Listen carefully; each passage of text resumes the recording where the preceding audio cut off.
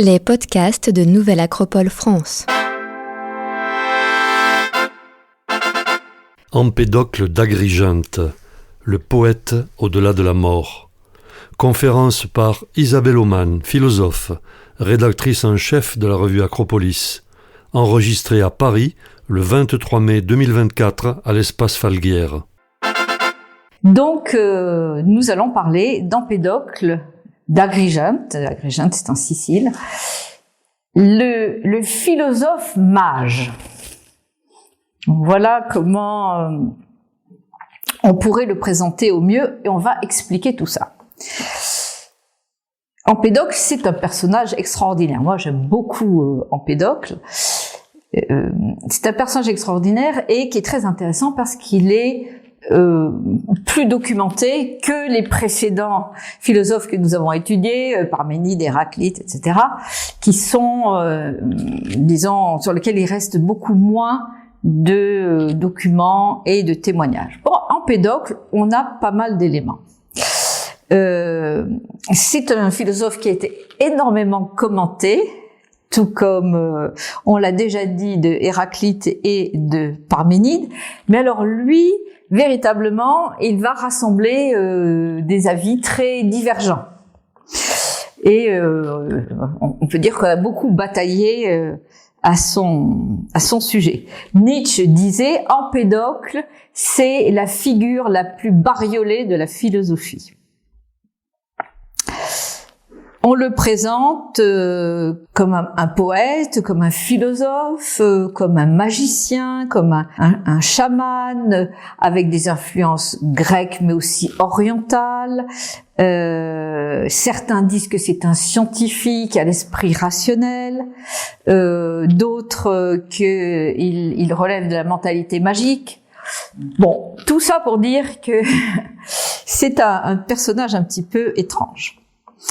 On le décrit de manière un peu excentrique, comme vêtu de pourpre, ce sont les anciens qui disaient ça, vêtu de pourpre, avec une longue chevelure, une ceinture en or, des souliers de bronze, une couronne delphique, entouré d'enfants, admiré et vénéré comme un véritable dieu.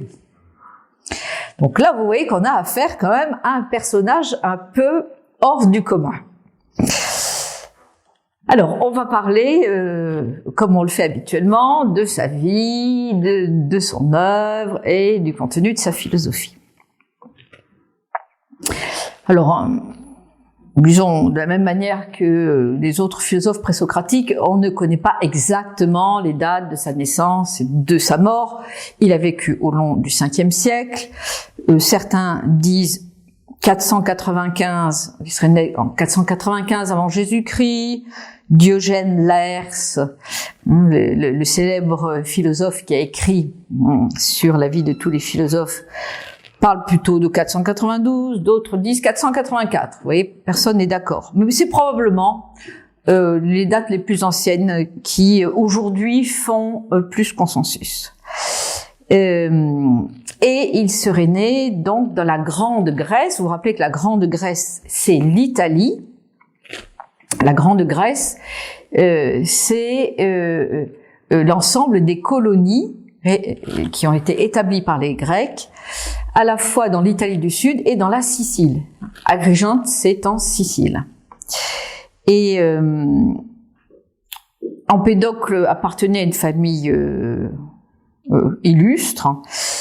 Et son grand-père était très connu, comme à la fois comme sportif et magistrat. Alors bon, pour nous, ça semble un peu bizarre, mais il y a un lien assez fréquent entre les grands philosophes ou les grands hommes des cités et leurs performances dans les Jeux olympiques ou dans les jeux, disons, les compétitions sportives de manière générale.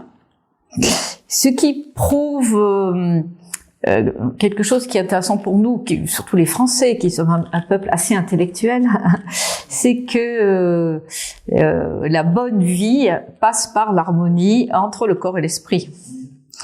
et que être seulement dans le monde des idées, ça n'est pas suffisant. Donc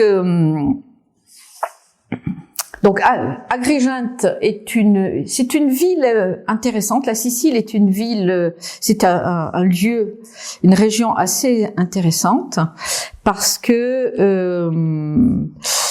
il y avait d'une part dans la ville d'Agrigente un tyran. Alors le tyran, ce n'est pas le dictateur, le tyran c'est le gouvernant, voilà, qui a fait beaucoup pour la ville et qui était honoré de son vivant et à sa mort comme étant un personnage extraordinaire. On va y revenir.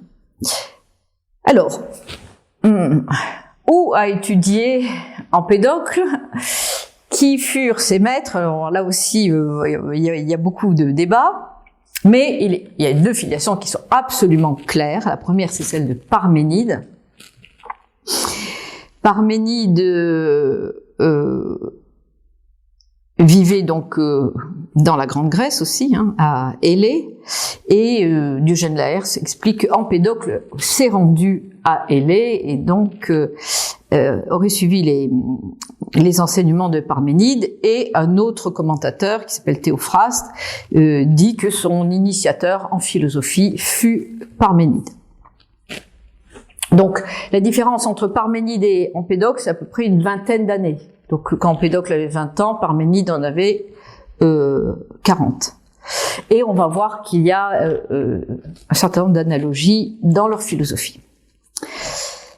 Et il y a un professeur italien qui s'appelle Colli qui dit « Parménide lui a rendu la foi dans la vie, lui a appris que l'éternité pouvait aussi être atteinte ici sur la terre, qu'il n'était pas nécessaire de l'attendre après la mort. Il lui ouvrit de nouveau la voie d'une véritable politique qui sera une revalorisation de l'existence terrestre et la plus belle expression de son propre intérieur et pas seulement une purification pour l'au-delà. » Voilà, donc là, c'est l'influence de Parménide. On va revenir sur ce que signifie ce texte un petit peu plus tard.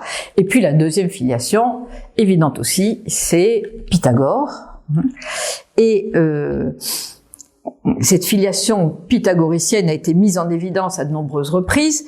Alors, elle est difficile à prouver parce que on a, comme vous le savez, très peu de témoignages sur le pythagorisme de l'époque, qui était passé un peu en clandestinité suite aux attaques contre l'école de Pythagore, mais elle est absolument évidente, comme on va le voir à de nombreuses reprises.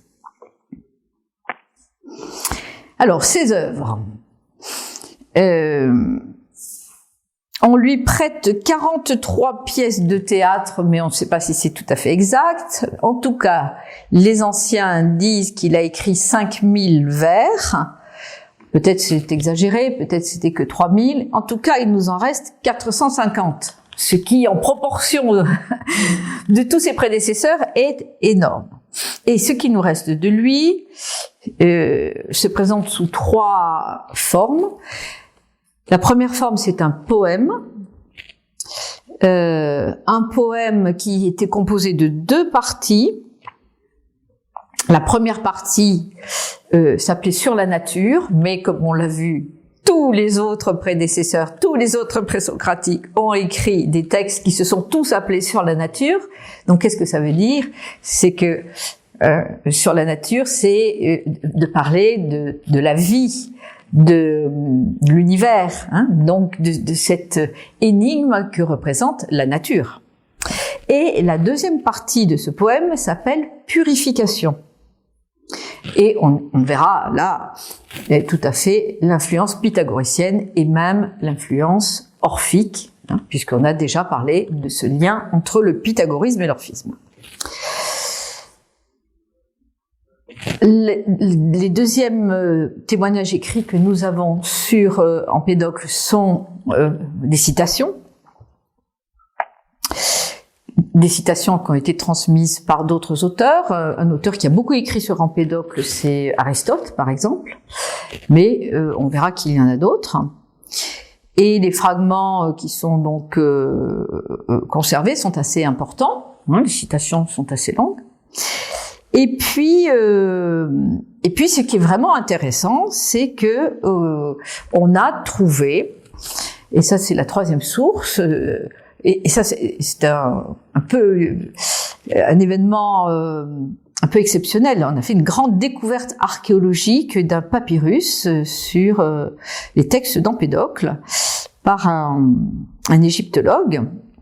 Ce papyrus a été découvert en Haute-Égypte, et on a trouvé dans ce papyrus donc un texte d'Empédocle, le texte d'Empédocle, sous forme de 75 vers, ce qui est quand même déjà très très important. Ça s'appelle le papyrus de Strasbourg parce que il a été stocké à Strasbourg, ça n'a aucun rapport avec Strasbourg, et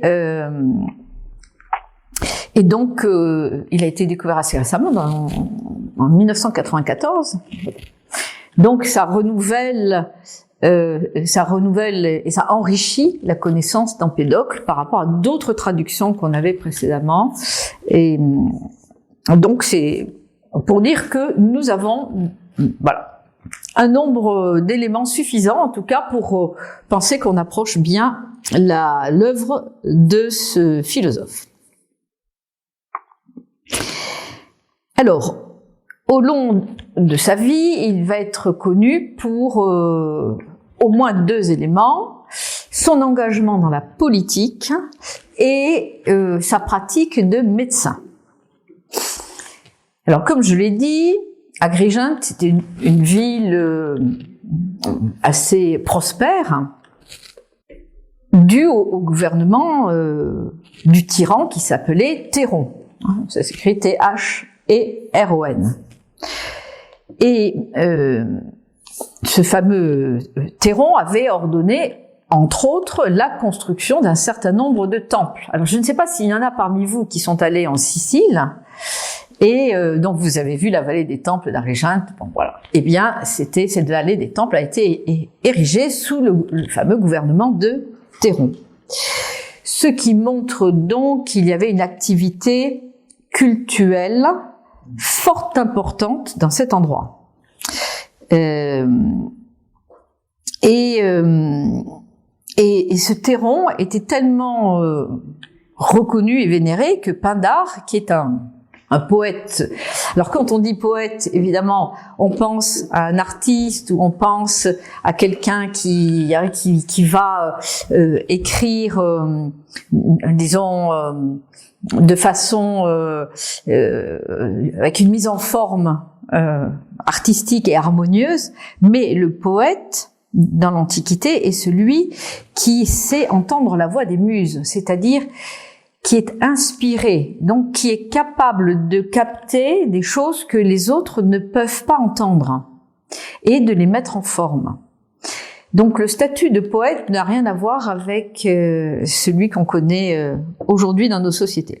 Donc Pindare félicite Théron et il écrit: en 100 ans, la ville n'a engendré aucun autre homme au cœur plus généreux avec les amis et d'une main plus libérale que Théron. Et Pindare, était avare en compliments. Hein, ce n'était pas un homme de cour, hein, je précise. Bon, en tout cas, après la mort de Théron, il semble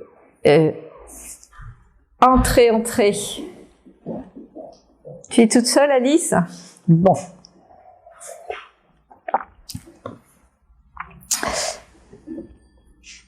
Donc, après le gouvernement de Théron, il semble il y ait eu des tentations un peu autoritaires dans cette ville, et Diogène Laërce, toujours lui, évoque l'influence que Empédocle a eue sur le gouvernement de la ville. Yann, installe-toi. Je t'en prie. Merci. C'est bon, là tu peux fermer. Donc il dit, et Empédocle est en partie connu pour ça, qu'il va prendre parti pour une forme de démocratie contre un régime, disons, plus élitiste, monarchique, mais je dirais plutôt oligarchique. Il aurait participé à la dissolution d'une assemblée qu'on appelait l'Assemblée des Mille, qui rassemblait les hommes les plus riches de la ville, et il l'aurait remplacé par une forme d'assemblée, disons, que l'on pouvait renouveler à peu près tous les 3 ans, donc qui n'étaient pas des magistrats élus à vie ou désignés à vie ou choisis à vie, dans lequel participaient non seulement les riches, mais aussi les représentants du peuple. Donc, on dit que Empédocle était vraiment celui qui était le porteur des idées républicaines. Donc ça, c'est très intéressant, surtout, disons, dans cette époque. Là, rappelons-nous que nous sommes au 5e siècle avant Jésus-Christ, et donc que c'est un promoteur de l'égalité civile. On dit qu'il a eu un certain nombre d'idées destinées à moraliser la vie politique, et on va voir tout à l'heure évidemment en quoi ça peut consister. Et on raconte aussi qu'il a un rôle social. C'est un bienfaiteur des nécessiteux et des indigents de la ville. On dit aussi que les femmes démunies qui ne pouvaient pas se marier, eh bien, il leur procurait une dot. Enfin, donc voilà, un personnage très engagé dans sa cité. Et ça nous rappelle le fait que tous les philosophes dont on a parlé ont eu un rôle politique.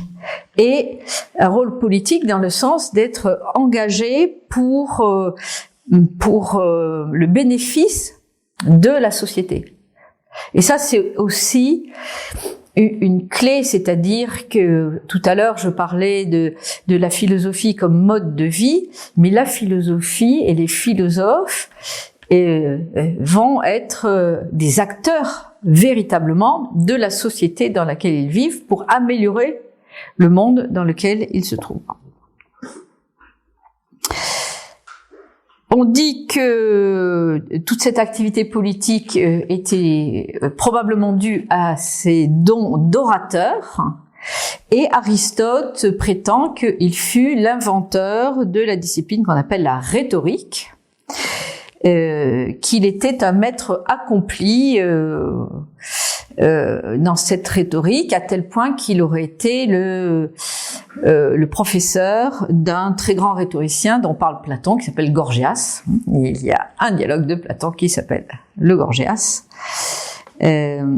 Donc, ça c'est pour l'activité politique d'Empédocle. Un deuxième aspect, comme je l'ai dit, pour lequel il a été connu, c'est la médecine. Il est célèbre pour avoir été un guérisseur, un thaumaturge qui aurait aussi accompli des prodiges.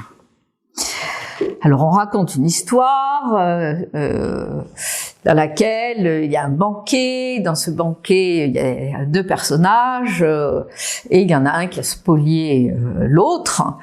Et donc, ce dernier veut se venger et saisi d'un accès de colère, s'empare d'un couteau ou d'une arme pour tuer l'autre. Et à ce moment-là, Empédocle se serait levé et aurait récité un vers de Homère. Et de manière incompréhensible, l'agresseur se serait radouci, aurait reposé son arme et aurait mis fin à son geste. Alors, ça nous semble totalement fantaisiste, et je pense que si nous faisons ça lorsque nous sommes en présence d'un conflit, d'abord il faut connaître un vers de Homère, on n'aurait probablement pas le même résultat. Mais c'est une pratique que l'on va trouver documentée dans un certain nombre de papyrus, notamment le fameux papyrus de Paris, qui est l'usage incantatoire de la poésie pour canaliser les émotions, qui est une pratique pythagoricienne.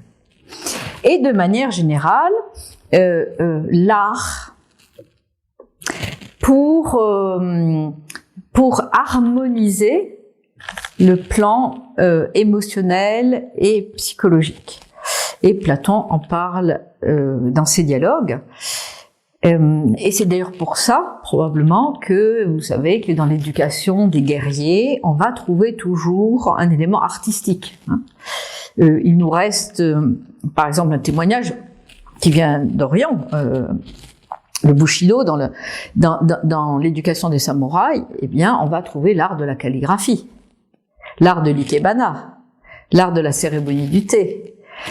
Parce que, comme l'explique Platon, la pratique de l'harmonie va nous aider à canaliser l'agressivité pour qu'elle ne se transforme pas en violence et en brutalité, mais qu'elle reste une force maîtrisée. C'est pour ça que l'art n'est pas simplement un divertissement dans une société, mais il a un rôle de régulateur et de médiateur. Et lorsque on perd cette dimension de l'art et que l'on se trouve entouré par la laideur, eh bien, il ne faut pas s'étonner qu'il y ait une augmentation de la violence. Bon, donc je referme la parenthèse.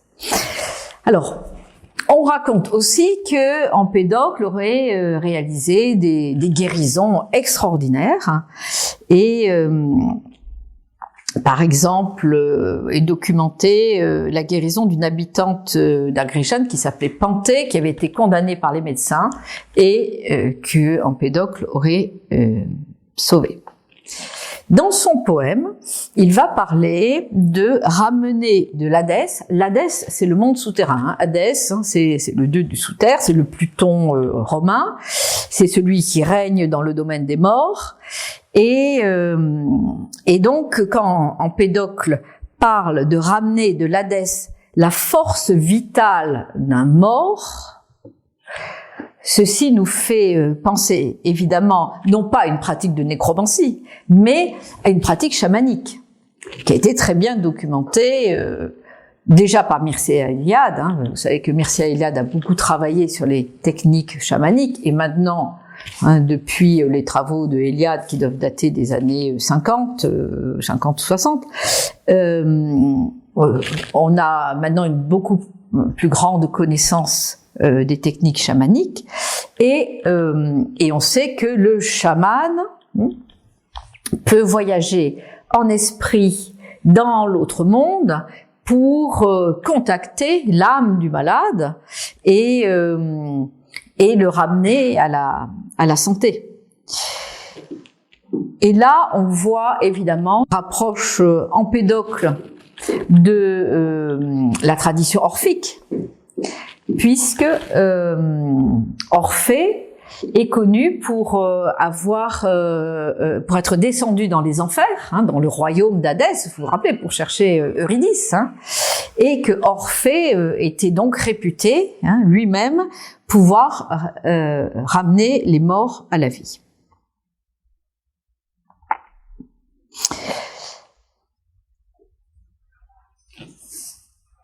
Certains ont expliqué que Empédocle, dans sa pratique de médecin, aurait été lié à une grande école de médecine qui a été connue non pas directement par lui, mais par son disciple qui s'appelait Acron et qui,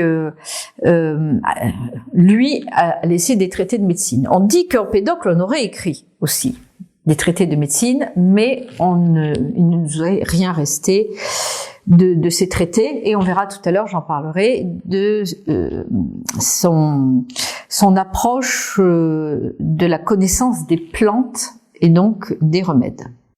Il y avait une épidémie de peste et il aurait détourné deux fleuves. Enfin, disons, en fait, la peste venait. Enfin, quand on dit peste, c'est une épidémie. Venait d'un fleuve qui avait été contaminé. Peut-être c'était le choléra. C'était pas la peste comme la peste bubonique comme on la connaît.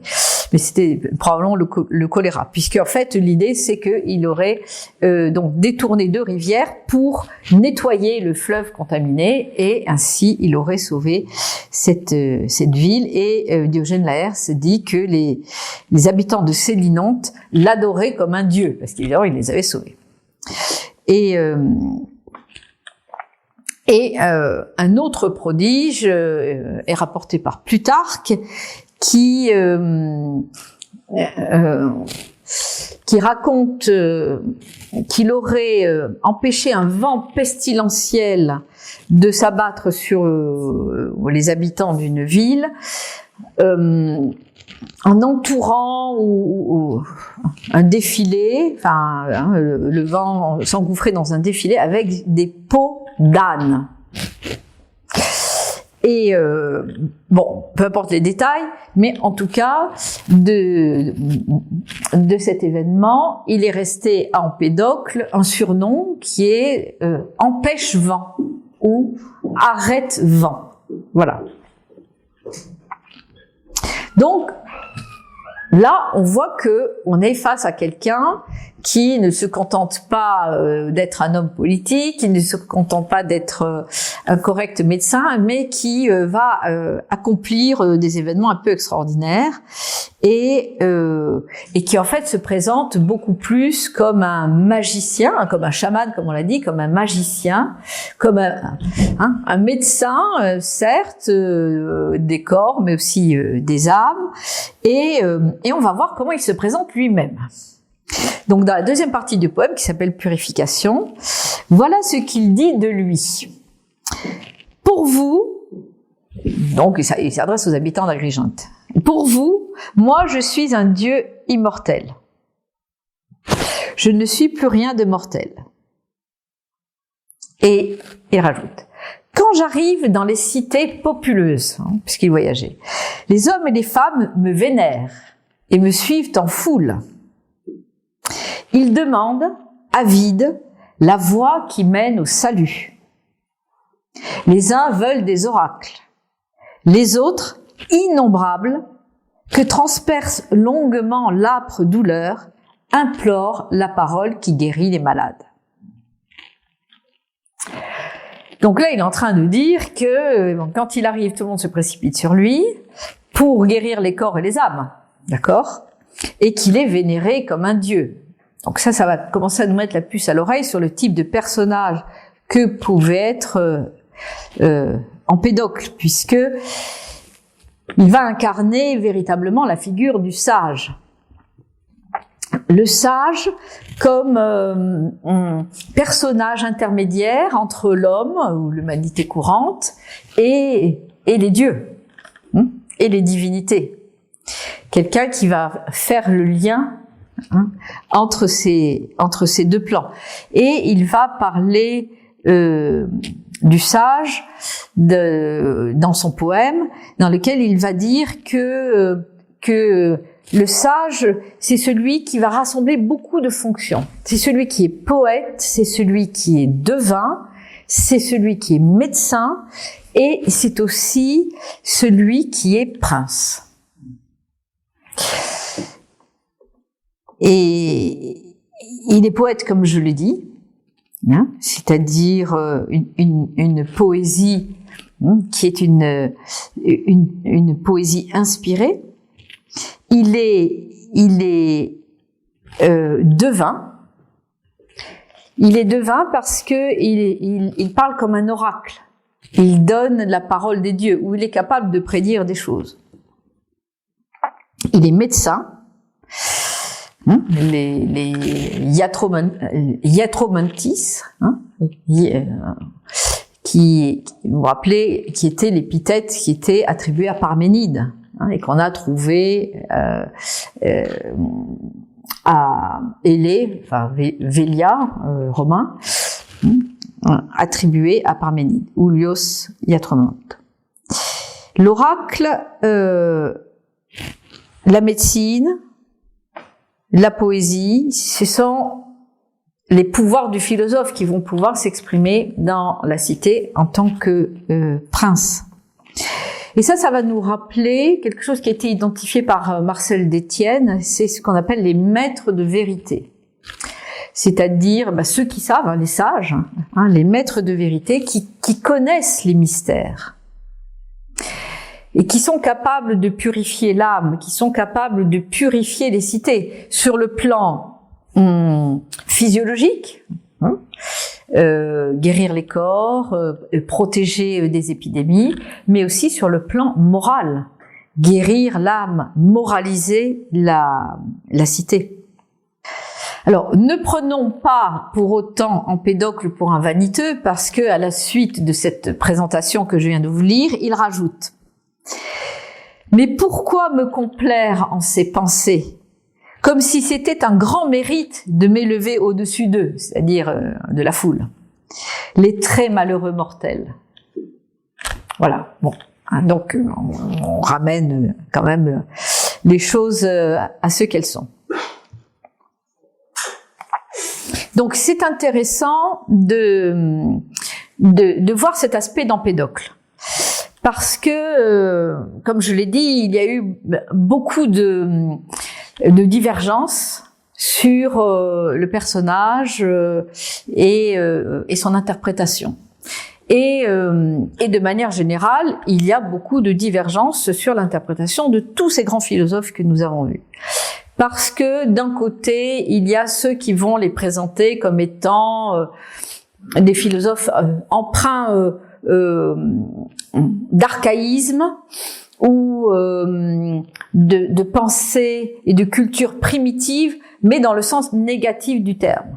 C'est-à-dire, ils n'ont pas encore réussi à atteindre l'âge de la raison. Bien que dans leur philosophie, dans leurs travaux, dans leurs écrits, on en trouve quelques prémices. Ce qui est une pensée qui a été assez dominante dans l'interprétation de ces philosophes. Et un auteur qu'on a déjà beaucoup cité dans ce cycle, qui s'appelle Peter Kingsley, va rassembler les positions d'autres interprètes en disant que il y a une autre façon de voir cela, qui est le fait que tous ces philosophes, tous ces sages avaient des connaissances qui petit à petit ont disparu. C'est-à-dire exactement l'inverse.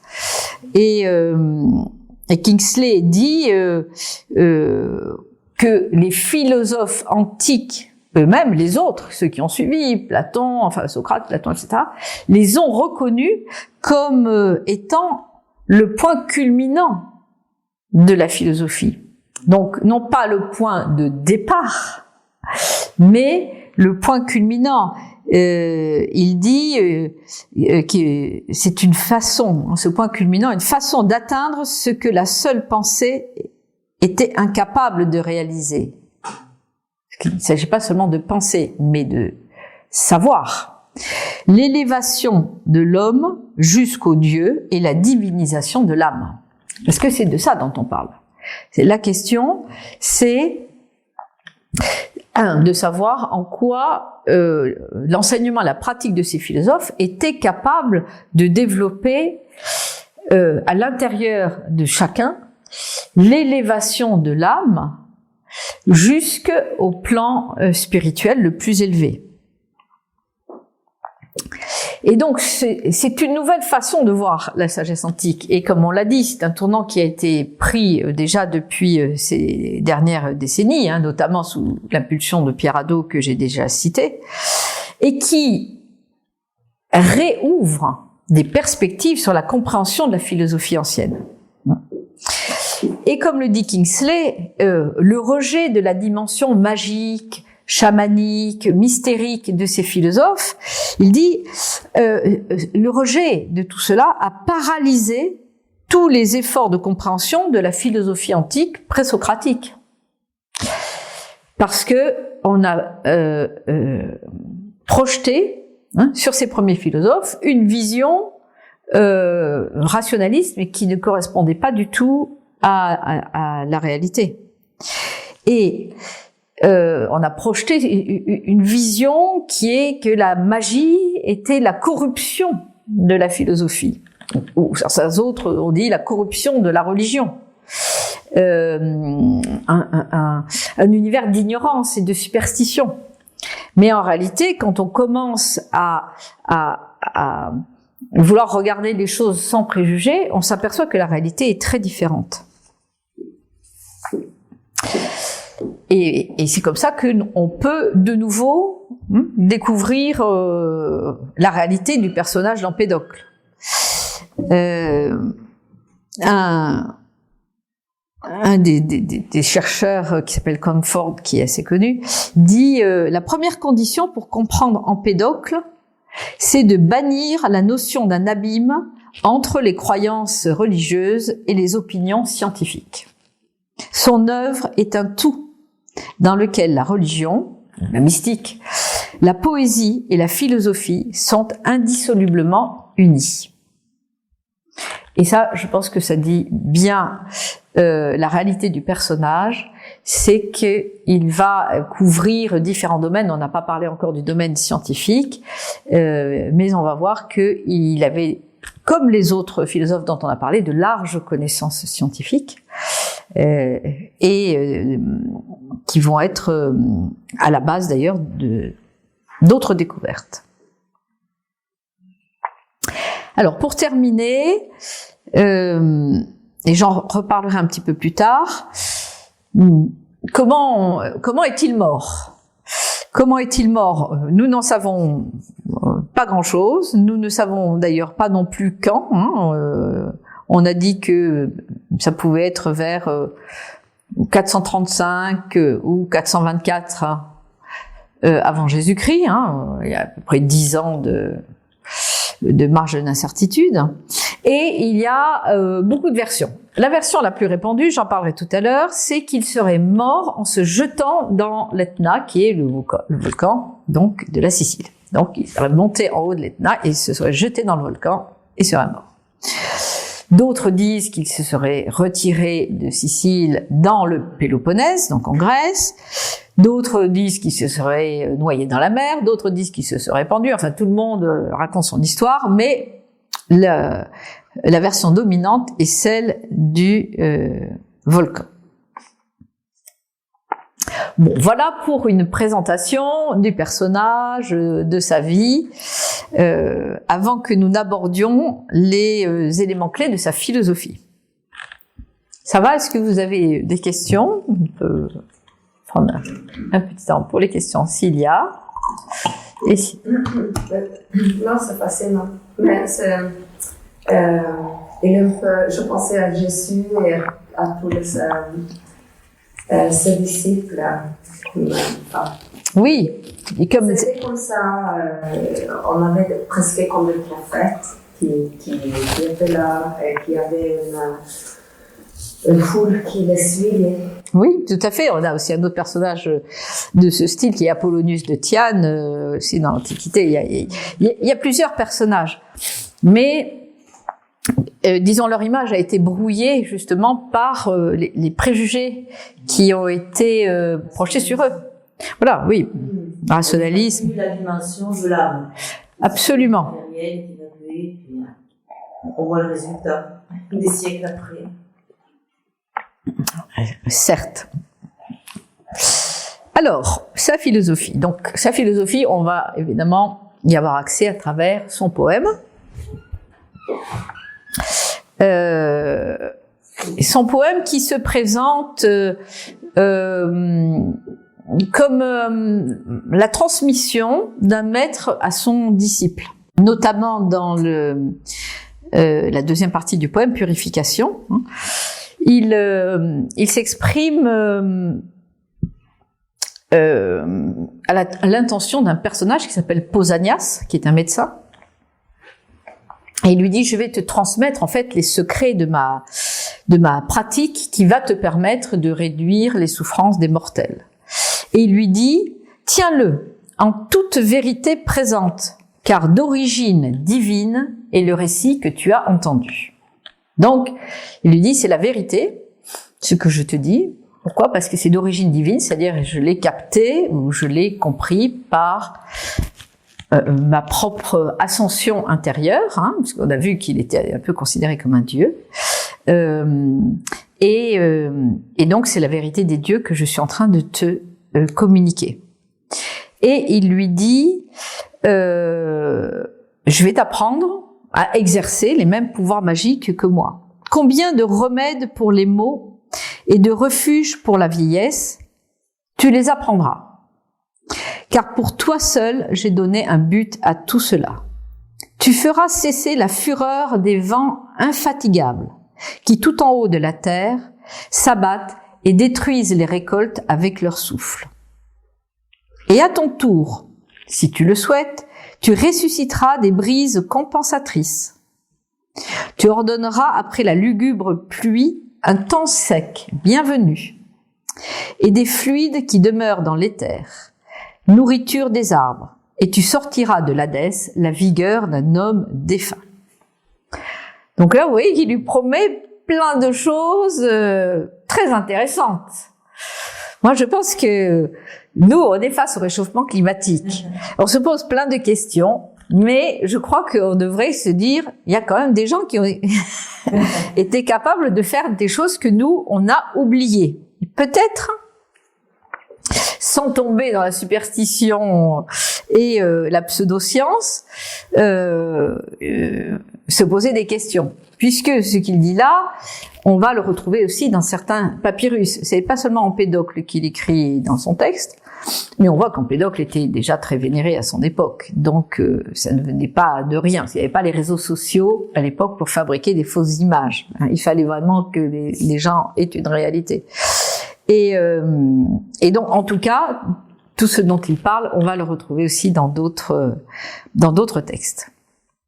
Donc, voilà, il dit à toi seul, hein, le texte est écrit pour Pausanias, et donc ça atteste bien que de cette transmission de maître à disciple. Donc, dans sa philosophie, on va trouver évidemment la cosmogonie sur la nature et ensuite une philosophie morale.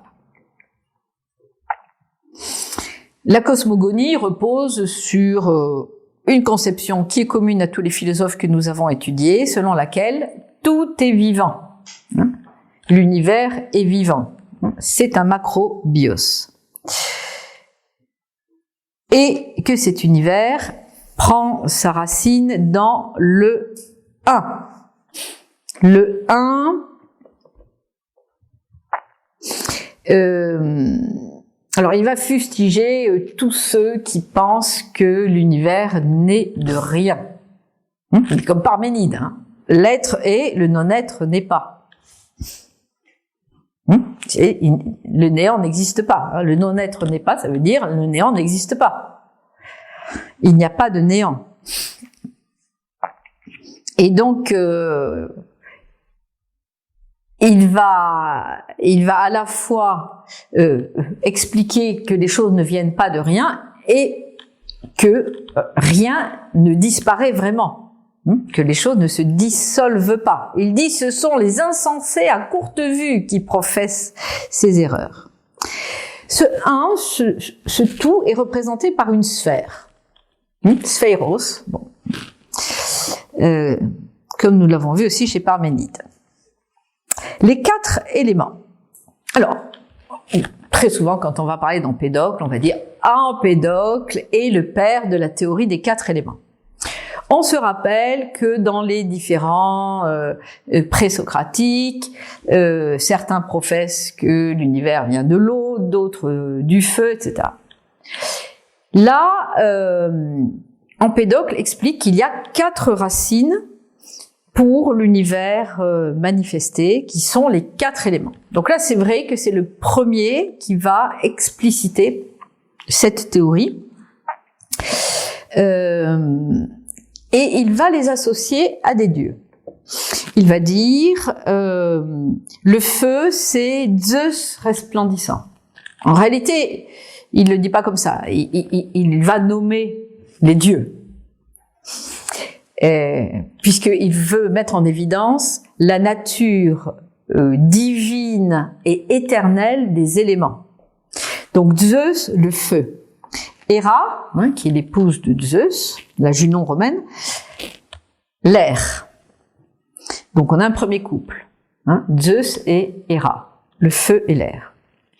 Et ensuite il dit Aidoneus, non Hadès, on va dire Hadès, la terre.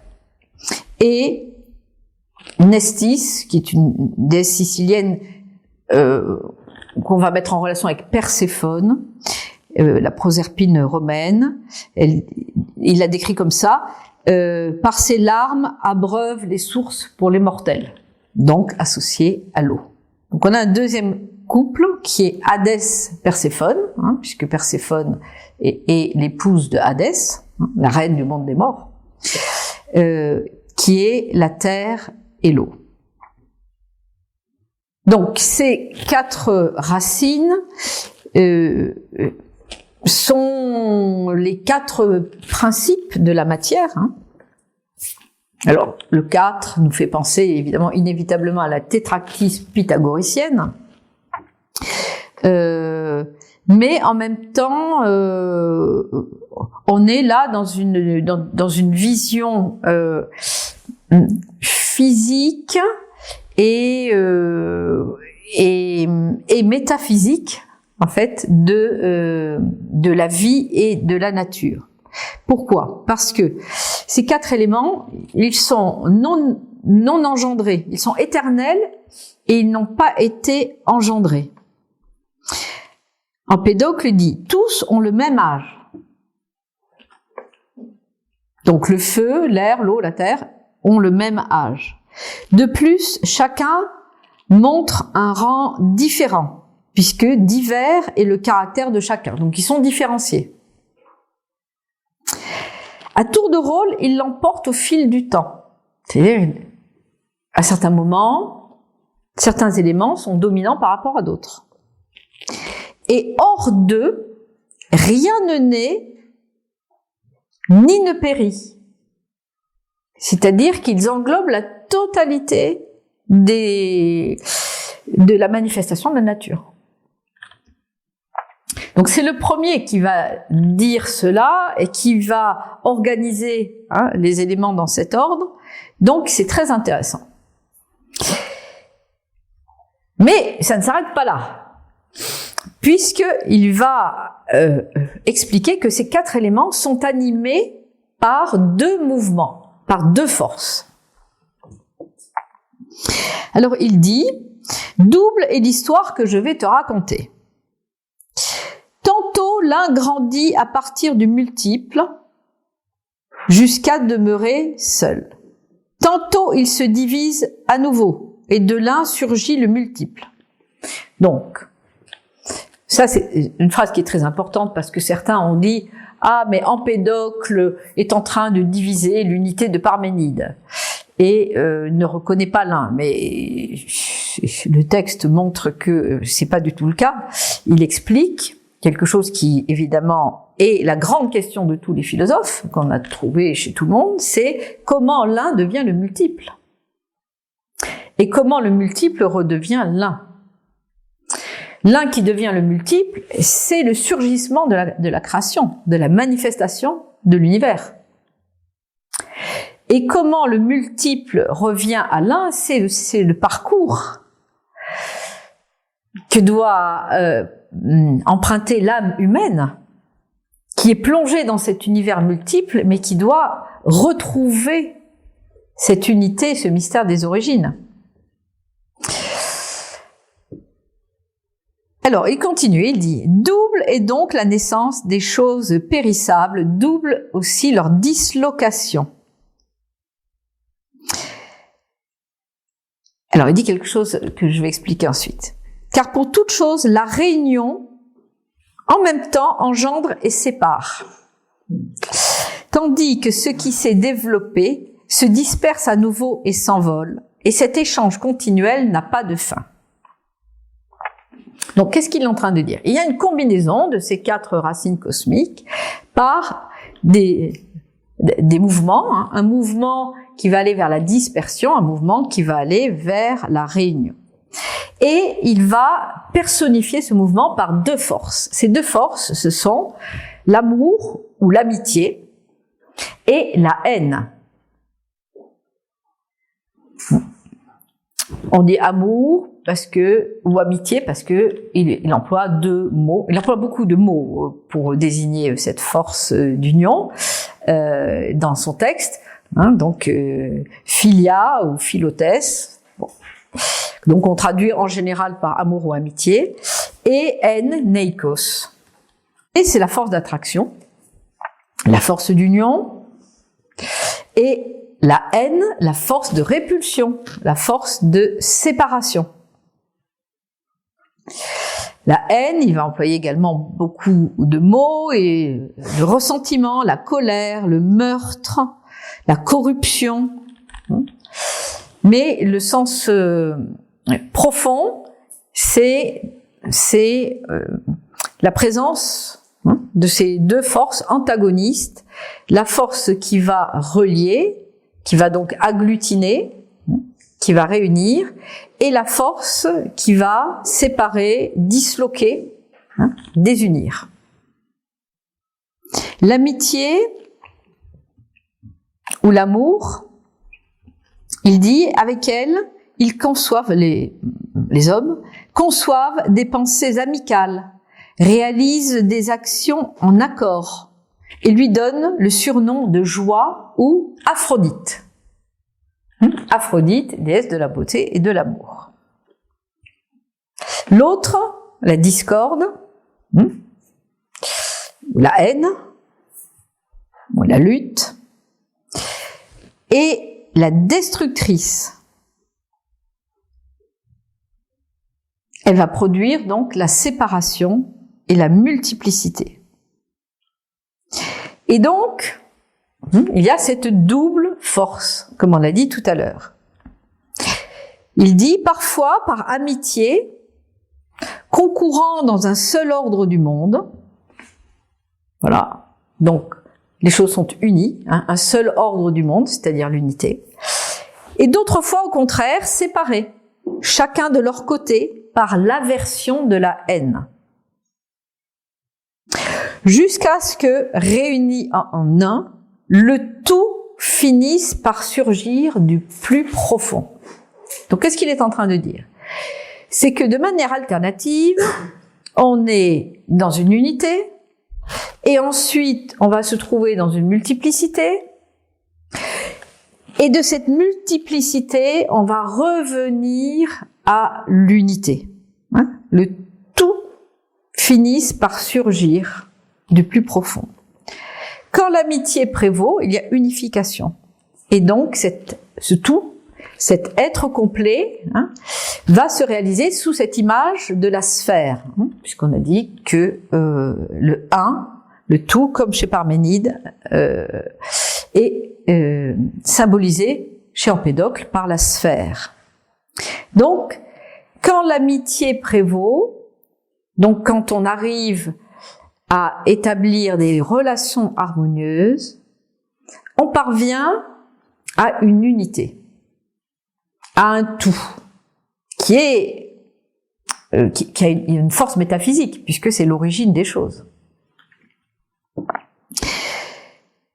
L'action de la haine, en revanche, produit un tourbillon séparateur et différenciateur. Donc, le mot tourbillon est employé de manière, disons, très explicite dans le texte. Donc, c'est une forme de tornade tourbillonnante qui sépare, et qui différencie par un mouvement incessant et centrifuge. Donc, à l'opposé de la sphère qui est stable. La sphère, c'est le solide parfait, comme le dit Platon.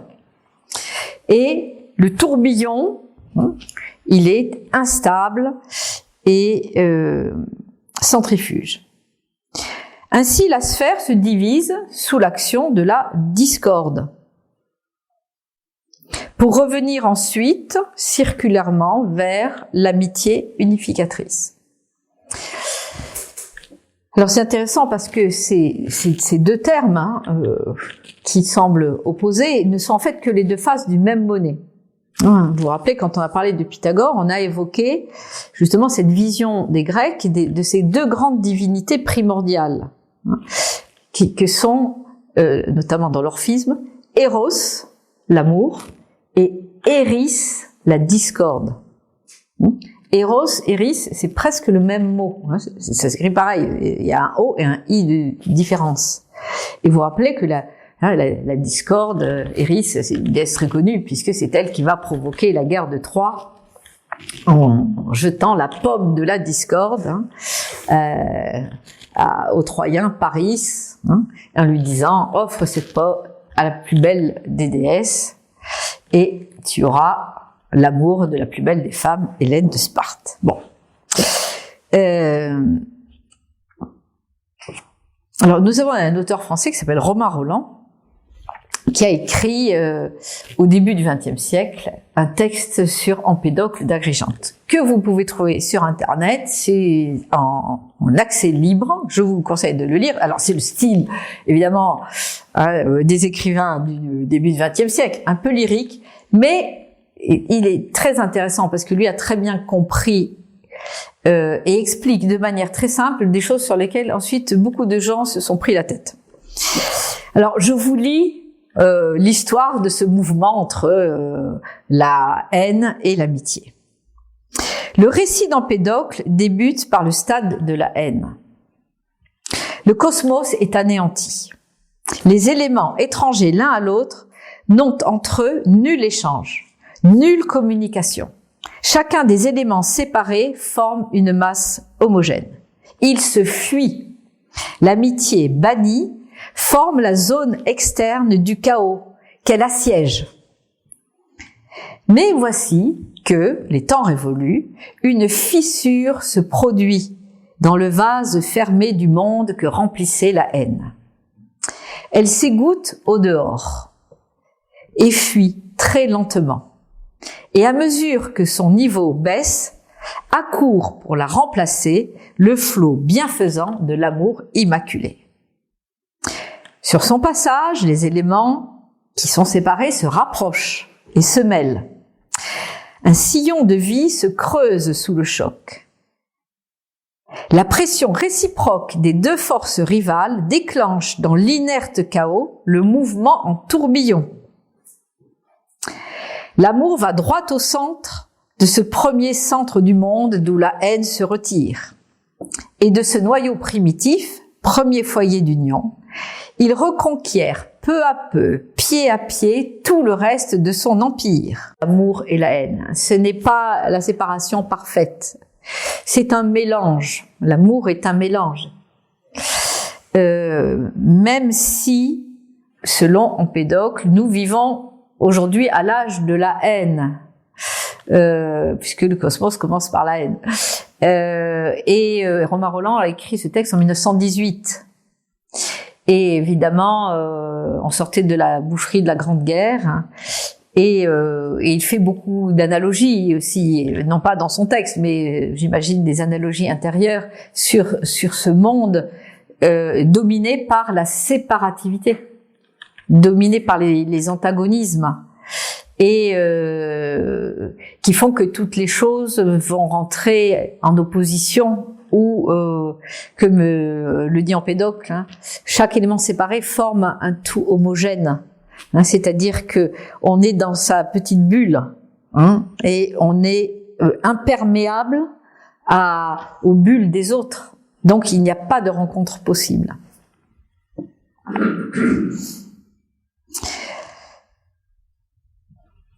Alors, dans cette cosmogonie, il va aussi parler d'éléments plus magiques, dans le sens que on les retrouve, ces éléments, dans de nombreux textes qui ont trait à la magie et à la pratique magique. Le point essentiel, c'est de dire que le semblable va vers le semblable. Le semblable influence et attire son semblable. Plotin va parler de ce principe. Plotin dit: comment les opérations magiques sont-elles effectuées? Par sympathie. Et grâce au fait qu'il y a une harmonie naturelle entre les choses qui sont semblables. Et une opposition naturelle entre les choses qui sont dissemblables. C'est quelque chose qui peut nous faire pas mal réfléchir, ça. Plusieurs choses sont attirées l'une par l'autre.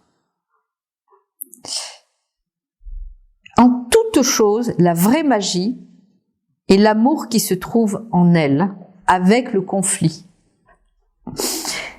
C'est lui le magicien et l'enchanteur primordial. L'amour, c'est lui le magicien et l'enchanteur primordial. Ce fut lorsque les hommes observèrent sa magie qu'ils commencèrent à utiliser les charmes, les sorts, et toutes les pratiques magiques. Donc, la sympathie, le semblable qui va vers le semblable, l'amour, c'est ça la puissance magique. C'est la magie de l'amour. Et ce sont tous ces principes que nous allons retrouver dans l'alchimie, dans tous les principes magiques, que ce soit en Occident, mais aussi en Orient, par exemple dans les principes alchimiques chinois. Et ensuite, dans toute l'histoire, puisqu'on va retrouver ça au Moyen-Âge, à la Renaissance. Et particulièrement aussi appliqué donc à la médecine. Bon, on va pas parler de la médecine magique, mais Empédocle va parler de la médecine par les plantes, donc des remèdes. Et ce sont des doctrines qu'on va retrouver ensuite en Égypte, et mises en forme par un Égyptien qui s'appelle Bolos de Mendes, qui reprend en fait toutes ces doctrines d'Empédocle. Et donc, Empédocle va s'attacher au principe d'amour, ou d'affinité et de répulsion dans le domaine des plantes, puisqu'il se considère comme un magicien des remèdes et qu'il donne beaucoup d'enseignements à son disciple dans son poème sur comment prendre soin des plantes, comment les nourrir et comment les cueillir, enfin bon. Et je parlais de Plotin tout à l'heure, et Plotin va aussi reprendre dans ses textes les préconisations par rapport aux plantes et à la façon de les cultiver. Et Empédocle, donc, va nous parler de pharmaca, donner pharmacon, pharmacie, et donc il affirme que les remèdes que lui va confectionner peuvent agir comme une défense ou une protection contre la souffrance et même contre la vieillesse. Et voilà, beaucoup de conseils sur la cueillette des plantes, etc., etc. Un autre point, puis après on va faire la pause, concernant la cosmogonie, c'est évidemment la cyclicité, c'est-à-dire que l'univers est cyclique. Et Empédocle utilise l'analogie de la clepsydre, mais en fait, voilà, il va s'appuyer un petit peu sur l'idée de la respiration humaine, que les choses, vont et viennent. Donc l'expiration, c'est le mouvement d'expansion, et l'inspiration, c'est le mouvement de rétraction. Donc on a ce mouvement entre l'amour et la haine qui est cyclique et qui fait que l'univers, va, en allant du 1 au multiple, se manifeste, et en revenant du multiple à l'un, se résorbe. Et ceci sans limite de temps. Et enfin, il va parler de l'évolution. Donc, cette cyclicité, ça n'est pas quelque chose, disons, de statique. C'est pas l'univers qui va se manifester toujours de la même manière et revenir toujours de la même manière. C'est comme nous, on se réveille tous les matins, mais on se réveille pas le même. Enfin, normalement, non. On a un processus naturel d'évolution. Et donc, lui aussi va inclure la notion d'évolution, et même, on pourrait dire, de sélection naturelle, dans ce processus cyclique de manifestation de l'univers, parce qu'il va raconter des histoires un peu extraordinaires sur comment les êtres vivants sont formés. Donc il dit, au début, bourgeonnent sur la terre des membres dispersés. Donc voilà, on a un bras, une tête comme ça. Des têtes sans cou, des bras sans épaules, des yeux sans front, sous l'effet de la haine discorde. Donc la haine va un peu, jeter les choses sans ordre. Et il explique que petit à petit, sous l'effet de l'amour, et on va voir comment, je lis la phrase et je vous l'expliquerai après la pause, au fur et à mesure qu'un élément divin, qui est en fait l'amour, se mélangeait de plus en plus avec l'autre, il s'unissait continuellement. C'est-à-dire que petit à petit, les choses qui sont jetées de manière chaotique dans l'existence vont s'unir et s'ordonner. Et de toutes ces créatures, seulement quelques-unes vont survivre. Donc il y a une espèce de sélection. Et le stade suivant, c'est le stade des formes naturelles. Formes naturelles sans distinction de sexe. Là, on retrouve le mythe de l'androgyne primordiale dont nous parle Eliade et toutes les traditions,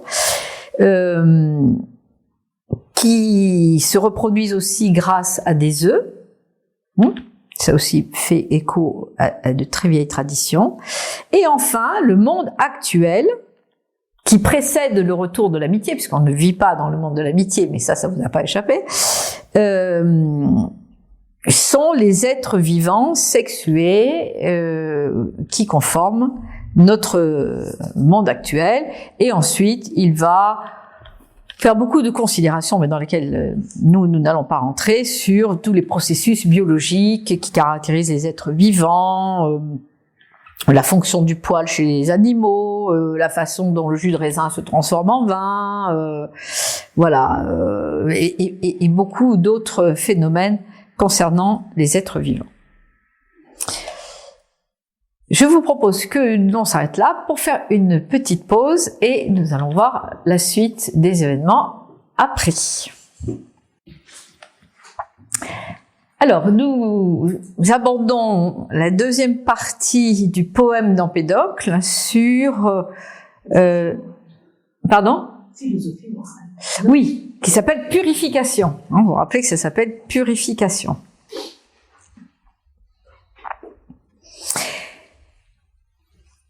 Il va nous parler, même si je fais un peu des allers-retours entre les deux poèmes, mais il va nous parler du corps et de l'esprit et de l'âme.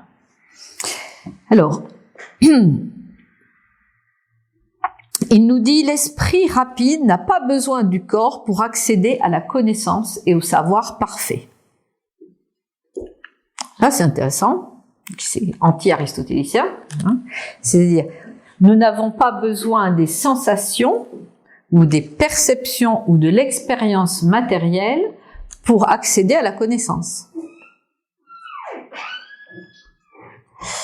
Mais c'est l'esprit, donc la pratique de l'esprit, qui va seul, ou qui peut seul, c'est pas exclusif, le corps peut aider, mais il dit il n'y a pas besoin.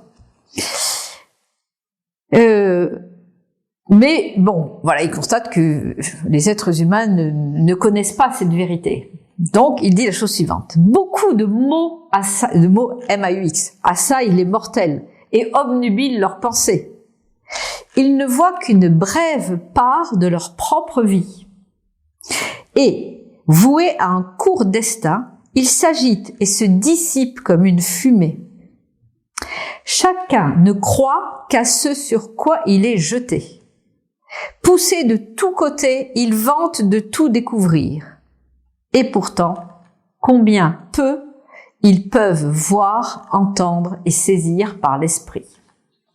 Bon, donc il dit, l'esprit peut nous amener à la connaissance, mais en fait, la plupart des gens vivent dans un monde où ils sont très agités, ils ont des tas de pensées parasites, sont omnibulés par leurs pensées, et ils n'ont qu'une vision de l'immédiat, hein, une vision du court terme. Ils n'ont pas, ils ne s'inscrivent pas dans une perspective, et donc ils n'utilisent pas leur esprit. Ils peuvent comprendre peu de choses par l'exercice de leur pensée.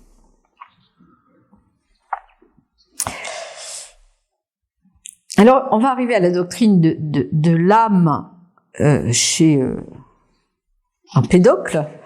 Vous vous rappelez que Empédocle dit que tout l'univers est vivant, Thalès disait tout est rempli d'âme, et nous allons voir le concept de l'âme chez Empédocle, qui est peut-être la chose la plus délicate à expliquer.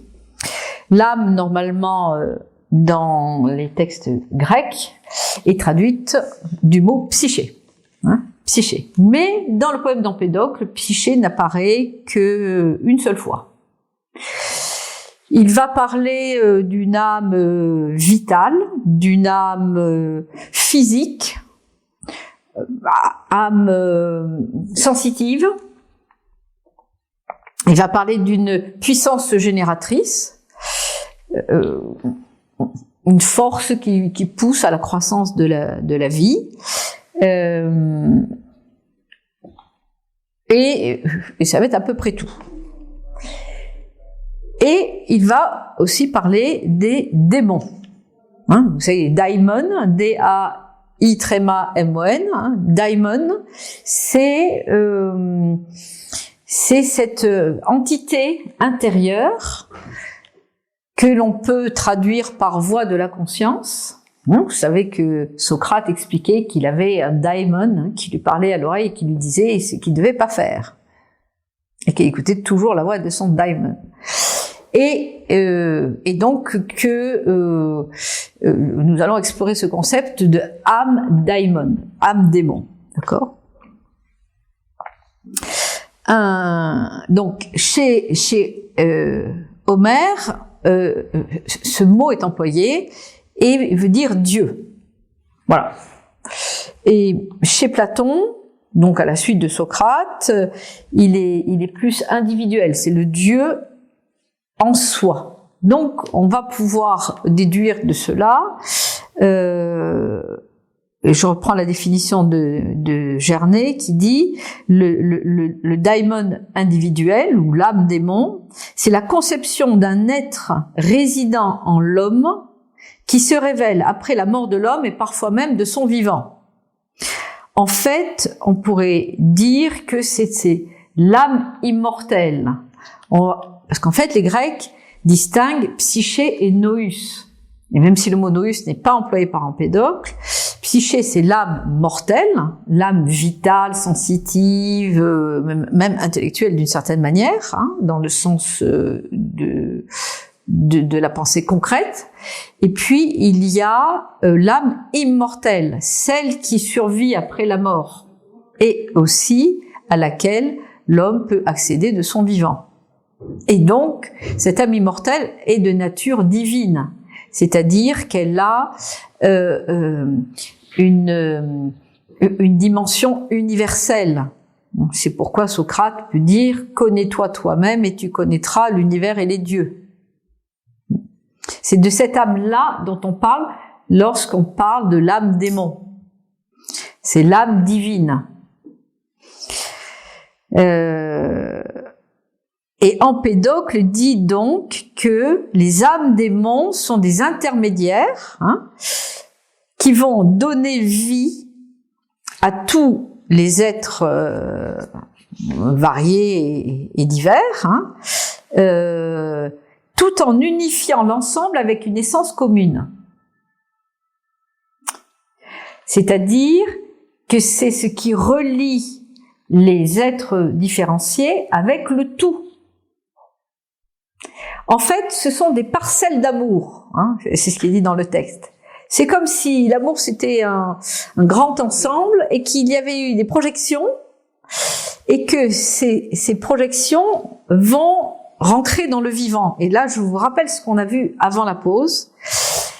À mesure qu'un élément divin se mélange de plus en plus avec l'autre, ils s'unissent et ils vont créer les êtres vivants. Vous savez, tous les membres dispersés, à mesure qu'un élément divin rentre, c'est-à-dire ces parcelles d'amour, ces étincelles divines, à ce moment-là, on a la constitution des êtres vivants tels qu'on les connaît. Donc, qu'est-ce qu'il est en train de dire? Que ces âmes immortelles, spirituelles, divines, sont des parcelles d'amour, tout ça c'est équivalent, et sont présentes dans tous les êtres vivants, en assurant d'une part leur cohésion et d'autre part leur lien avec le tout.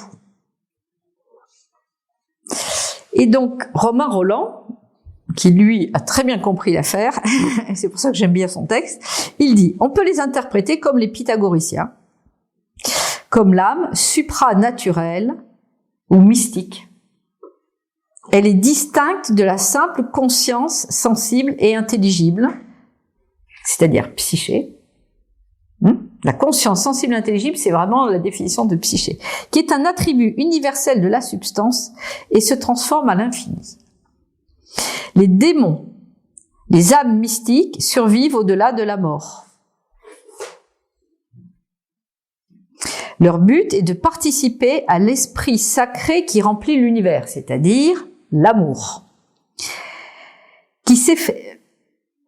l'amitié, qui s'efforce avec elle et par elle de réaliser la bienheureuse unité du sphéros, la sphère, le un, le tout, le Dieu bienheureux, comme l'appelle Aristote. Donc ça, c'est très intéressant, parce que le concept d'âme immortelle, on le connaît. Il n'est pas récent, les pythagoriciens évidemment en parlent. Donc c'est une base connue. Mais ce qui est intéressant, c'est la nature de cette âme immortelle. Cette nature, c'est la nature de l'amour, c'est-à-dire la puissance unificatrice. Et je trouve que ça donne une autre explication au mot philosophie. Parce que philosophie, c'est philo, amour, sophia, sagesse. Et donc c'est une relation entre l'amour et la sagesse. Et c'est pas simplement l'amour de la sagesse, on aime la sagesse, mais c'est aussi le fait que l'amour conduit à la sagesse. Ou l'inverse. Que la philosophie est une sagesse de l'amour. Et qu'en tout cas, il n'y a pas de sagesse sans amour. Comme le disait le fondateur de Nouvelle Acropole, dans Le Monde, Georges Libraga, il disait « Il n'y a pas de connaissance véritable sans amour ». Et il ajoutait « Et il n'y a pas non plus d'emploi juste de la connaissance sans amour ». Et je pense que là, il y a vraiment un profond sujet de méditation sur ces parcelles d'amour, les particules d'amour, les fragments de cette force unificatrice qui habite l'univers et toute la nature. Alors le texte dit que ces particules d'amour éparses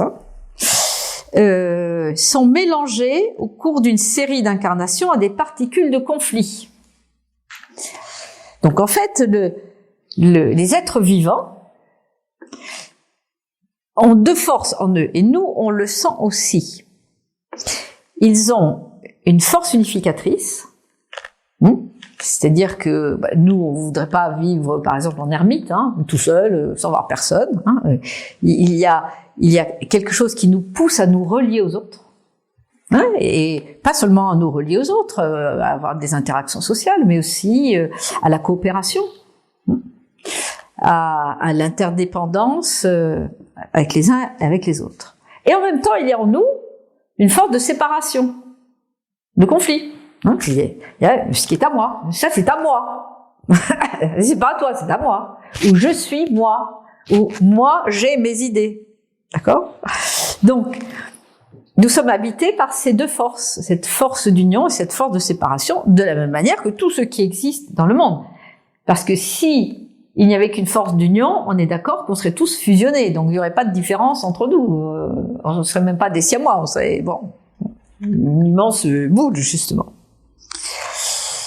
Et c'est ça l'enjeu de la condition humaine. C'est de pouvoir gérer, équilibrer en nous-mêmes et dans le monde les forces d'union et les forces de séparation. Il faut pouvoir être séparés pour pouvoir s'unir. Mais si on est trop séparés, si on est trop loin, on n'a plus de relation. Et si on est trop près, quand on dit on a une relation fusionnelle, on n'est plus soi-même. Donc, il ne faut pas diaboliser le conflit.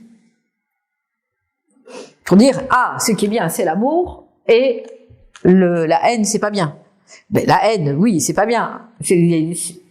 En soi, mais on comprend que le principe d'attraction et le principe de répulsion, oui, c'est absolument indispensable pour que les choses existent. Alors, quel est le destin de ces âmes démons ? Empédocle dit que les démons seraient le propre des humains ayant la possibilité de commettre ou non une faute. Qu'est-ce que ça veut dire ? Ça veut dire que il y a la conscience et il y a le libre arbitre. Donc il est en train de dire que la caractéristique de l'être humain, c'est d'avoir la liberté de conscience et de choisir ce qu'il veut faire de sa vie. Lui, il dit, Empédocle, vous avez entendu tout à l'heure, il se présente comme le Dieu adoré par les foules, etc. Mais il dit aussi d'autres choses. Il dit, je suis aussi l'un de ceux-ci, un homme errant loin des dieux, car je mettais ma confiance dans la haine insensée. Et donc, il dit qu'il a commis une faute, ou en tout cas qu'il a commis une erreur, ou qu'il a lui-même été pris, par la haine, donc toutes les forces, disons, de séparation ou de conflit, et donc il va expliquer que, eh bien justement, tous ceux qui, comme lui, ont erré loin des dieux, ont mis leur confiance dans la haine, eh bien vont subir les souffrances de l'incarnation et de la vie. D'un côté, il explique que l'âme a pu vivre dans un état de bonheur, une sorte d'âge d'or, quand elle était dans le plan de l'amitié, de l'amour absolu, mais qu'il existe d'autres lieux où l'âme va se retrouver, qu'il appelle les lieux sans joie, et la question, il ne précise pas si c'est l'Hadès, le monde des morts, ou si c'est plutôt la terre sur laquelle on vit. Ce qui rejoindrait beaucoup de théories sur le fait que l'âme est exilée dans ce monde. Et il va parler de l'exil de l'âme. Et il dit donc, c'est un oracle du destin, un décret antique des divinités éternelles, que si une âme a souillé son corps dans un moment d'égarement, ou en suivant la discorde, la haine, et a parjuré avec impiété, elle erre pendant 3 fois 1000 saisons. Ça veut dire un nombre incalculable, d'accord ? Donc, dès que, en fait, l'âme s'est éloignée de la pure nature de l'amour, elle va errer. Bon, donc l'exigence est quand même assez haute. Donc nous, même si on en a vraiment l'intention, on ne peut pas affirmer que nous sommes habités par la pure nature de l'amour, et donc nous faisons partie de ces âmes démons qui errent, voilà. Donc les démons, les âmes démons, dans leur errance, se trouvent enfermés dans les 4 éléments. Les 4 éléments, ça c'est un sujet que nous étudions dans nos cours de philosophie, ne représentent pas simplement les 4 éléments qui composent le corps, mais représentent les 4 éléments de la personnalité humaine, c'est-à-dire le plan physique, le plan énergétique, le plan émotionnel et le plan mental. Et commence leur douloureux voyage, hein, comme dit Empédocle.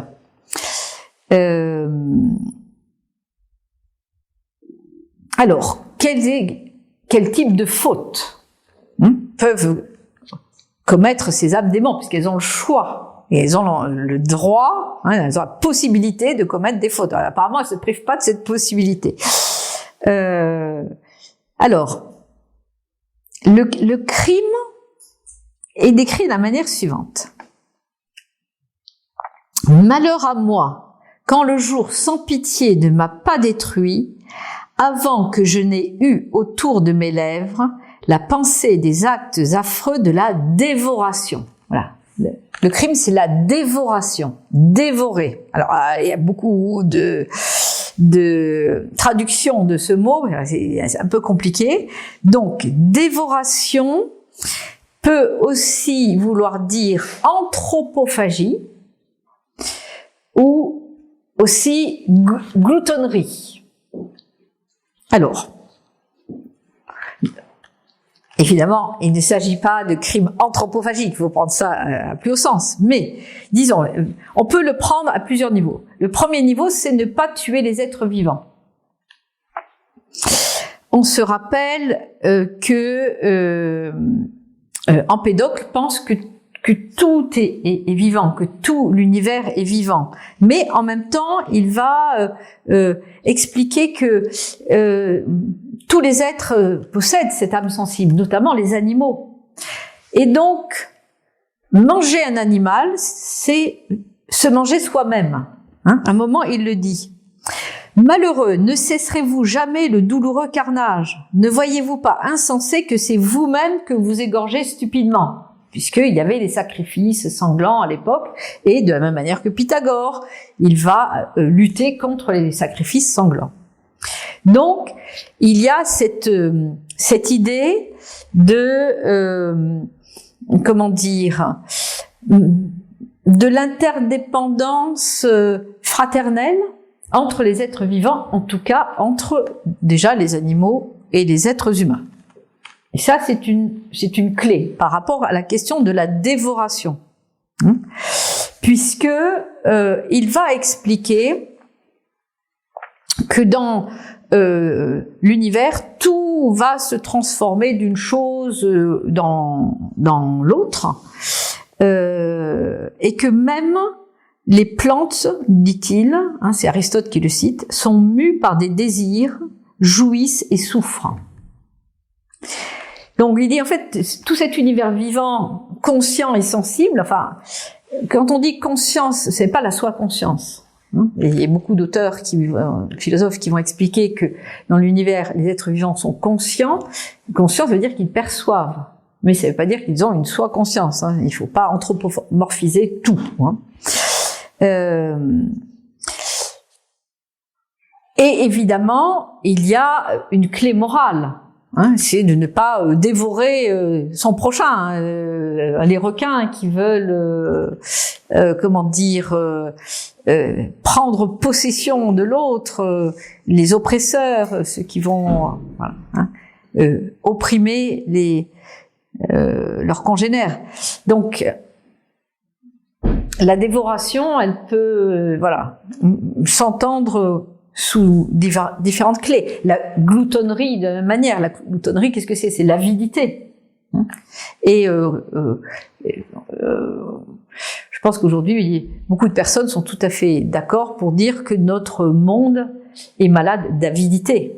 La principale maladie de notre monde, qui en a beaucoup malheureusement, mais c'est l'avidité. S'il y avait moins d'avidité, peut-être on pourrait trouver des solutions à des problèmes pour lesquels on ne trouve pas de solution parce qu'il y a trop d'avidité, l'argent, le profit, enfin bon, je ne vais pas vous faire un dessin. Alors, quelle est la destinée humaine ? La destinée humaine, c'est évidemment d'être mortel. L'être humain est désigné par son caractère mortel.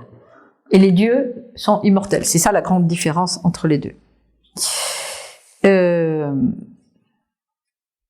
Mais, vie et mort existent-ils ? Alors voilà ce que nous dit Empédocle. Il n'y a pas de naissance pour aucune des choses mortelles. Il n'y a pas de fin par la mort funeste. Donc il est en train de dire, la naissance et la mort, ça n'existe pas. Il y a seulement un mélange et dissociation des composants de ce mélange. Naissance n'est qu'un nom donné à ce fait par des hommes. Quand les éléments mélangés viennent à la lumière du jour, sous la forme d'un homme ou d'une bête sauvage ou d'une plante ou d'un oiseau, alors on dit qu'il y a naissance. Quand ils se séparent, le mélange, on emploie le mot de mort douloureuse. Mais ce nom ne se justifie pas. Voilà. Donc il dit, en fait, il n'y a pas naissance et mort, mais il y a le mélange qui se fait et se défait. Donc là, ça serait vraiment trop long d'expliquer, disons, toute la dimension métaphysique de ce qu'il est en train de dire, mais je vais le dire de manière très synthétique. Si on considère que le mélange des 4 éléments, c'est la personnalité de l'homme, et que dedans, il y a une particule, la particule d'amour qui est rentrée dans ce mélange, comme il dit, quand les éléments divins rentrent dans les corps vivants, eh bien, quand le mélange se désagrège, comme disent les bouddhistes, c'est les agrégats, ils parlent de la personnalité humaine comme des agrégats, eh bien, on a dit que la particule, l'âme démon, elle est immortelle. Donc, elle ne meurt pas. C'est simplement son habitacle qui se fait et qui se défait. Et donc, par conséquent, il y a incarnation, désincarnation, réincarnation successive de cette âme démon. Et là, évidemment, on est en parfaite relation avec les théories pythagoriciennes et orphiques. Et donc, il va expliquer que ces incarnations successives sont le périple douloureux de l'âme démon jusqu'à ce qu'elle arrive à revenir à son état initial. Bon, alors il est assez pessimiste. Il dit: vous n'allégerez jamais votre vie des tristes douleurs. Oui, si vous continuez à avoir votre esprit occupé par des pensées, comme on a dit tout à l'heure, avoir une vie dissipée, être complètement dispersé, etc. Mais il va dire que oui, on peut devenir un dieu, puisqu'il dit: moi je suis un dieu. Donc moi j'ai réussi à parcourir ce périple qui permet de rejoindre ou de vivre pleinement ce plan de la particule d'amour, ou ce plan du tout. Puisqu'il dit: pour vous, je suis un Dieu immortel, je ne suis plus rien de mortel.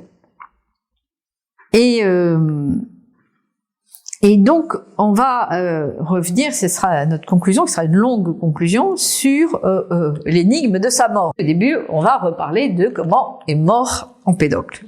Parce que elle est très significative de, justement, ce périple de l'âme pour sortir de la douleur des incarnations et aussi de l'emprise de la séparation provoquée par la haine. Alors, on raconte donc cette légende que Empédocle aurait été dans un banquet ou une célébration, vénéré comme un dieu, et pour prouver qu'il était un dieu, il serait monté dans l'Etna et il se serait jeté dans l'Etna.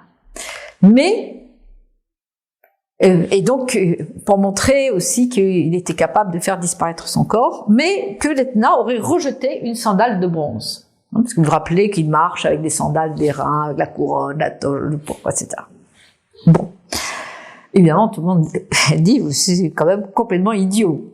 C'est une légende. Mais il faut se méfier beaucoup des légendes, ou au contraire, il faut y prêter beaucoup d'attention pour comprendre leur sens caché, surtout quand on la répète à l'envi et que vous avez des grands personnages qui racontent cette histoire d'un air très sérieux, mais qui sont en train de nous délivrer un message qu'il faut savoir décrypter. Bon, certains ont dit que ça n'était pas possible, matériellement, on peut pas monter en haut de l'Etna, et pourquoi on aurait fait ça, et pourquoi on se serait jeté dans l'Etna. Déjà à l'époque, Strabon explique que c'est complètement absurde. Néanmoins, c'est pas aussi absurde que ça, puisque de la même manière qu'on trouve des cultes des montagnes dans beaucoup d'endroits, eh bien il y a aussi le culte des volcans, et que on a trouvé beaucoup de témoignages postérieurs de rituels religieux pratiqués au bord de l'Etna. Pourquoi ? Parce qu'il y a une vision qui n'est pas propre à la Sicile, mais qui est propre, disons, au monde gréco-romain, comme quoi les volcans, ou certaines parties géographiques, c'est vrai aussi pour les champs phlegréens, à côté de Naples, à Cumes, sont des lieux de communication avec l'Hadès, c'est-à-dire avec le sous-terre. Et donc, que le volcan est une bouche vers l'inframonde. Et on a trouvé, justement, au bord de l'Etna, des centres de oniromancie, c'est-à-dire la divination par les rêves. Alors, vous savez que le travail avec les rêves faisait partie de la médecine traditionnelle de la Grèce. Si vous êtes allé en Grèce, si vous avez vu Épidore, par exemple, si vous êtes allé en Turquie, si vous avez vu Pergame et d'autres, vous savez que dans ces disons lieux de soins, alors on peut pas dire que ce sont des hôpitaux, on peut pas dire non plus que ce sont des temples, parce que c'est les deux. Eh bien, les patients dormaient et faisaient des rêves, et les médecins interprétaient les rêves et administraient les médicaments à la suite de ça. Et donc le travail avec les rêves comme révélateur ou messager de l'autre monde était très répandu, et notamment auprès de ces lieux spécifiques qu'étaient les bouches vers l'inframonde. Donc, techniquement, rituellement, il aurait tout à fait pu monter au sommet de l'Etna, et en tout cas, le fait de dire qu'il était allé et qu'il s'était jeté dans l'Etna voulait déjà clairement dire que il était rentré dans le royaume d'Hadès. Bon.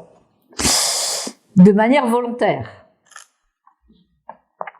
Mais, disons, au niveau symbolique, on va trouver des éléments très intéressants pour comprendre que ceci signifie plutôt son initiation.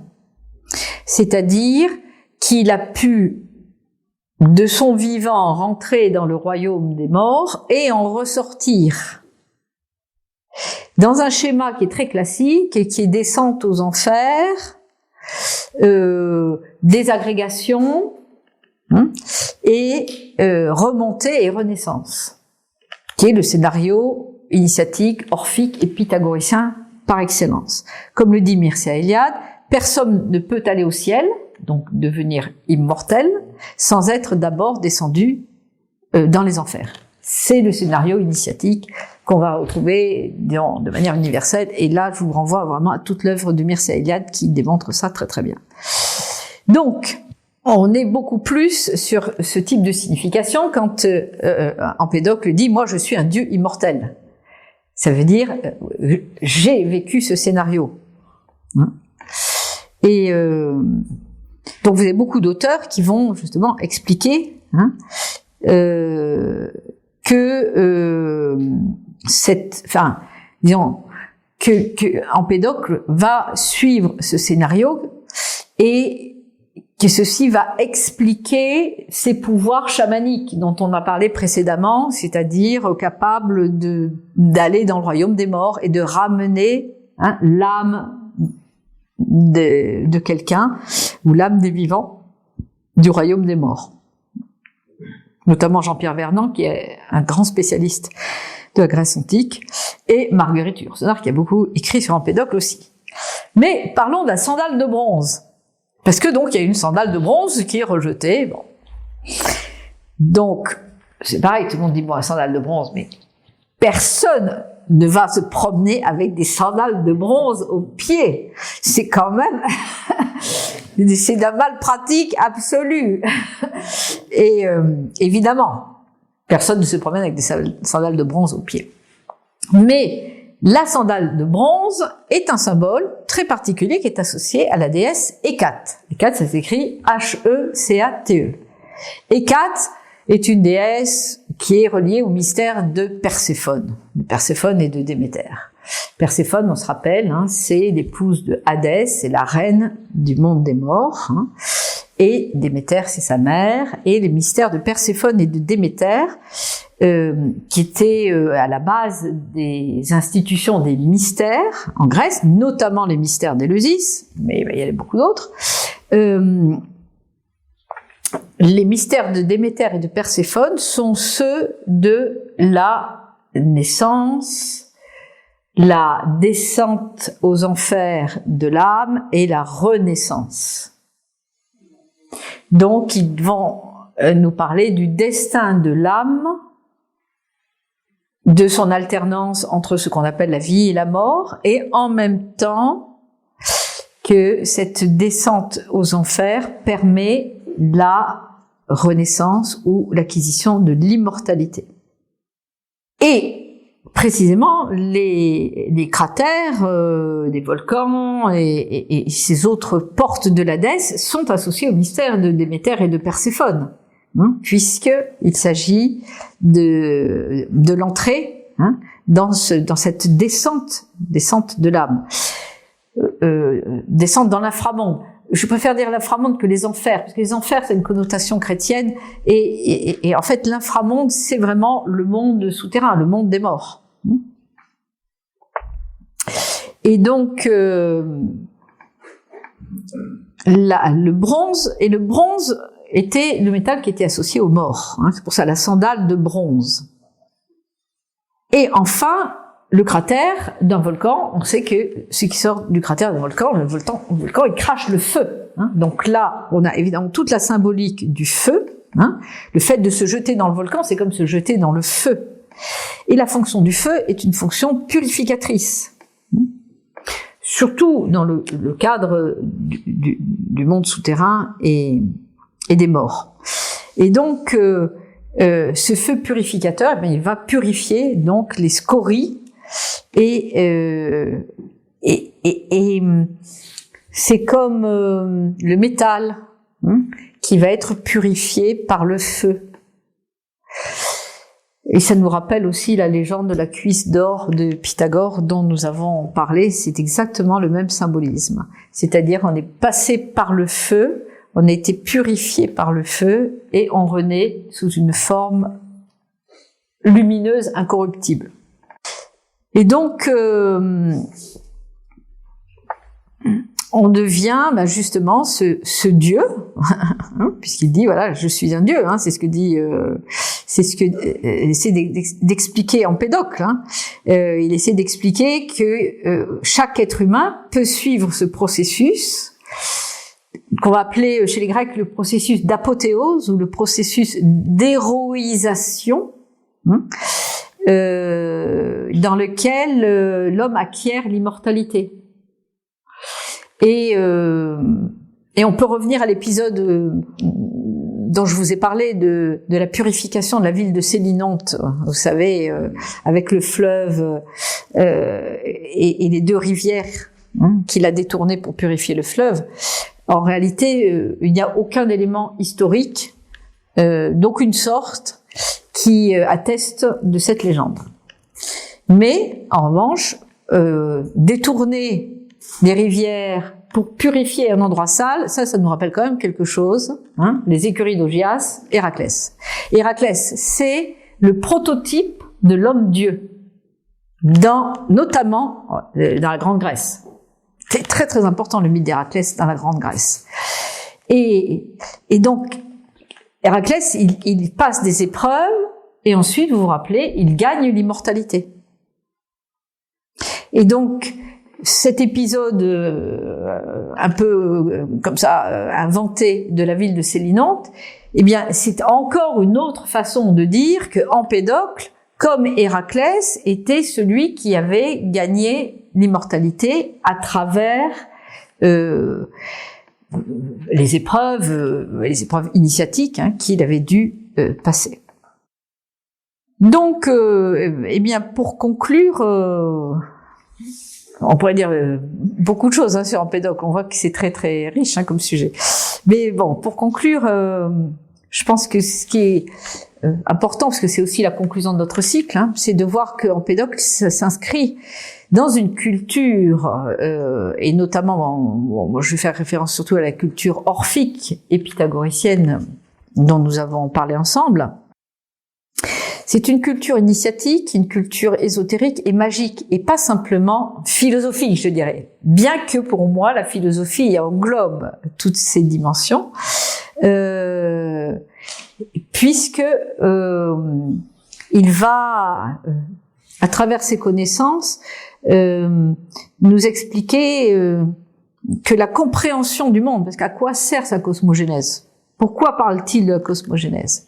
Il parle de la cosmogénèse pour éclairer l'âme de connaissances qui vont lui permettre de comprendre sa destinée, qui vont lui permettre de comprendre ces deux forces de l'amour et du conflit. Je parlais de comprendre son origine, l'origine du un. Et on est d'accord que le un, sphéros, c'est le règne de l'amour absolu.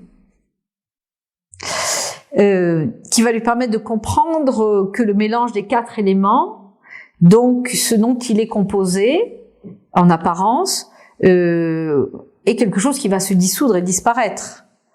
Mais aussi de comprendre qu'il a en lui une étincelle immortelle. Et qu'il peut, à travers les épreuves de la vie, conquérir cette immortalité. Et donc, il s'inscrit dans le droit fil des doctrines orphiques et pythagoriciennes, mais en même temps de toute cette culture initiatique qui a pour but de tracer un chemin pour la réalisation de l'homme intérieur. Et que nous allons découvrir plus tard dans une parfaite continuité dans le néoplatonisme, puisque je vous ai cité Plotin à dessein. Non, Plotin, 3e siècle après Jésus-Christ. Donc là, on est 800 ans ou 900 ans après Empédocle. Enfin, et donc, nous sommes là devant un univers culturel qui est immense et dont on mesure la perte. Parce que c'est vraiment quelque chose qui est étranger à nos préoccupations modernes. Mais qu'il est urgent de réhabiliter, qu'il est urgent de remettre sur le devant de la scène, parce que c'est la vraie question. La vraie question, c'est de pouvoir redonner à l'homme et à la relation de l'homme avec le vivant leur véritable place. Et de sortir des obnubilations, de la dissipation, la dispersion dont parle Empédocle, et de l'exil de l'âme, et de comprendre que nous sommes dans un monde qui est menacé par la fragmentation, qui est menacé par la fragmentation de l'individualisme, je pense que tout le monde le dit, qui est menacé par la fragmentation des conflits. Tout le monde veut se séparer. Chacun veut faire les choses dans son coin. Et qu'il y a donc urgence à essayer de restaurer une autre vision et d'autres façons non seulement de vivre notre vie individuellement, mais de vivre notre vie collectivement en tant qu'être humain et aussi au sein de la planète et du monde qui nous héberge. Je pense que c'est le message actuel de tous ces philosophes. C'est en tout cas notre vocation en Nouvelle Acropole est de pouvoir faire revivre cet univers, peut-être pas dans sa totalité, ça serait quand même très ambitieux, mais de rendre de nouveau vivante la philosophie dans la vie de tous les jours, dans les différents centres où nous sommes implantés. Nous sommes implantés dans 500 villes dans le monde, dans 500 centres où nous pratiquons la philosophie comme art de vivre pour vivre ensemble le monde dont on rêve, qui pour moi est le monde de demain. Et en ça, je pense qu'on peut remercier tous ces philosophes de nous avoir inspirés toute cette année. Et en attendant que d'autres nous inspirent l'année prochaine. Je vous remercie de votre participation.